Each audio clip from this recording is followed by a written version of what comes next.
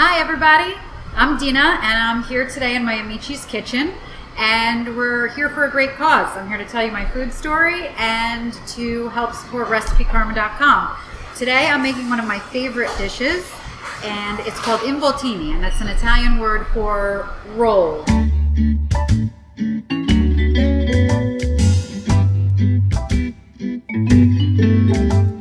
You could really put anything in it, but today what I'm doing is roasted peppers, artichoke hearts, prosciutto, and fresh mozzarella. So let's get started. I've already chopped up the majority of my stuff. We have some meat that I've already sliced on the slicer, being in a restaurant kitchen, so I have a little more flexibility, but you can totally do this with a knife at home and just take a big rump roast or top or bottom round and slice it into pieces, or if your grocery store sells it like this. And then we want to season it. So, excuse my back for a second. So we keep the salt and pepper up here. And you always want to give everything a good seasoning on every layer that you do. So the next layer is going to be the prosciutto. And I already sliced this as well. You can already buy it sliced at the grocery store. And you basically just lay it on top here like this, each piece. And you kind of keep going with all of your layers as you're working. And the next thing I'm going to do is the mozzarella cheese. And we have fresh homemade mozzarella here, but you can use any store-bought one that you want as well, or whatever your favorite cheese is, to be honest with you. This is a super easy recipe because you can put anything in it.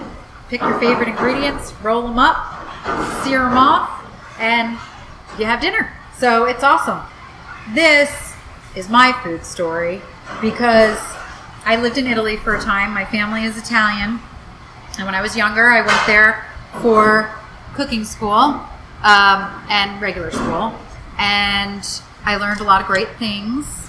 And it's a beautiful country, and Florence is a beautiful city. I'm going to do roasted peppers next. And I'm already Italian, so I knew how to cook a lot of Italian food. My grandmother and my mother, my aunt, taught me pretty much everything I know. But while I was there, I learned a different side to Italian cooking. Not as much New York,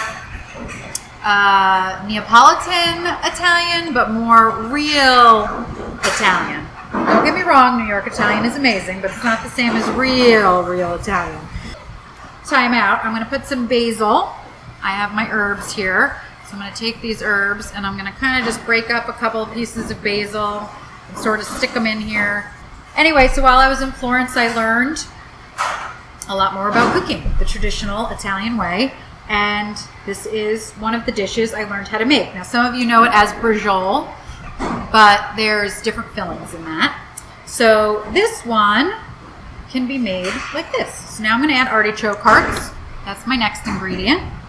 So I had a really good experience while I was in Italy. I learned a lot of stuff and it helped me in my cooking career and my life. And now I'm happy to be doing this video with you guys and showing you how easy it is to make this at home. I mean, what did that take me, like 5 minutes? The sauce takes a little more effort, but you could just do a regular pan sauce if you don't have the time, or you can do something a little bit more involved like the marinara sauce that I am making. I was asked to do this cooking show. It's a really great opportunity. It's with Recipe Karma, and it's a great cause because they are helping all kinds of different charities. So today, I've chosen a charity that's really near and dear to my heart. I'm going to put some olive oil in this pan right here. Turning a little to the side so you can all see me. So, near and dear charity, I'm going to wait for that to get hot for a second, the Yellow Ribbon Fund. So it's something that a lot of people might not know about. The Yellow Ribbon Fund is for our wounded warriors. It's actually for the families of our wounded warriors and their wives, their children, mothers, fathers. So as you guys know, we have a war going on right now, and we have a lot of our veterans and non-veterans that are coming back wounded, and it's unfortunate. And my brother-in-law was one of those, and he's my brother, so he's very, very close to me. Taking a break again to add garlic to this pan, carrots chopped up to this pan, onions chopped up, and celery chopped up, okay? Now, I know I'm all over the place here, but this is very Florentine. So a lot of people will say, oh, I never heard of putting that in my marinara sauce. They like to add this if it's another depth of flavor to the sauce. So we're going to cook this around first, like this. And I'm just going to turn the heat down a little bit because I don't want to burn it. I kind of just want to sweat out the vegetables. So just reach up and take a pan from your kitchen. And while that's happening, I'm going to come over here and start another pan with a little bit of oil, and I'm going to sear these off. So back to the Yellow Ribbon Fund. My brother-in-law is a wounded warrior, and he was deployed at the time that he became sick and had to be flown back to America to Walter Reed Hospital, which is an amazing hospital in DC. And my sister-in-law and my nephew, who lived here in Florida, had to figure out a way to get up there or what they were going to do. I wound up keeping my nephew for a while. My sister-in-law had to go up there, and without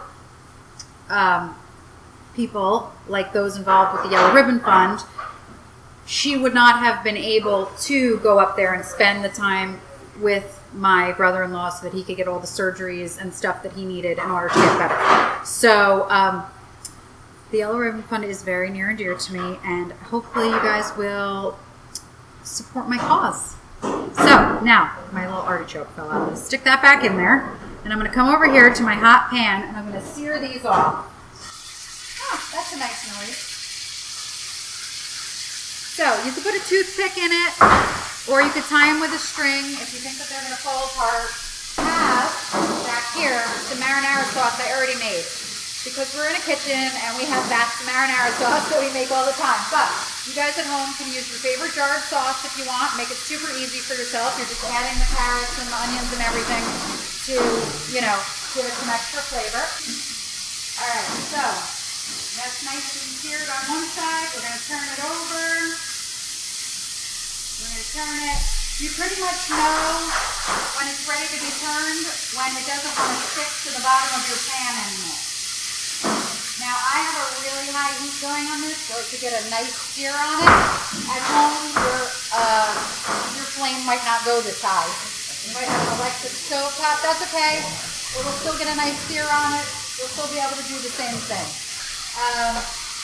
So I'm just going to add a ladle full of this here.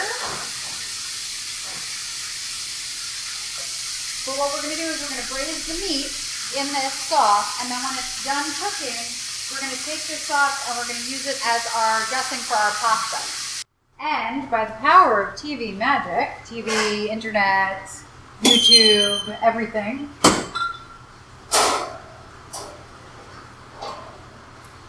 here is the finished involtini. And here is the sauce that's going to go on our pasta. I took some of the sauce from the involtini. It's already in here. It's nice and thick. That's exactly what you want.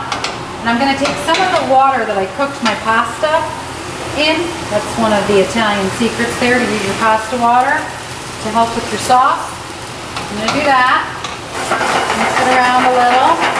Give me the consistency I'm looking for, and add just a little bit of heavy cream to lighten it up a little bit. Now it's pretty much hot. So I did pre-cook my pasta, again for television magic here. And I'm just going to add some to the pan and mix it around while it's still on. And there you have it. Perfectly done bucatini pasta with the sauce from the involtini. And now for the final Play-Doh. So we're going to take this pasta that's all nice and has the sauce all in it. You see that? All right. We're going to put it right in the middle of the plate there. Now obviously you can serve this on the side if you want. You do not have to put it together. You can do it as a first course. You can do it however you want. Now, I did use toothpicks in this one. So remember how many toothpicks you put in, because that would be bad. Or you can have like the family game of everybody finding their toothpick. That's something we used to do when we were kids. And You're gonna put this here. Now you want your meat to pretty much be almost falling apart. So this is the point of it. You're gonna cook it for a long time, like 3 hours. You can take a little more of the sauce if you want and just dress it a little bit. And then because I can't help myself, I'm gonna clean this little piece right here and there.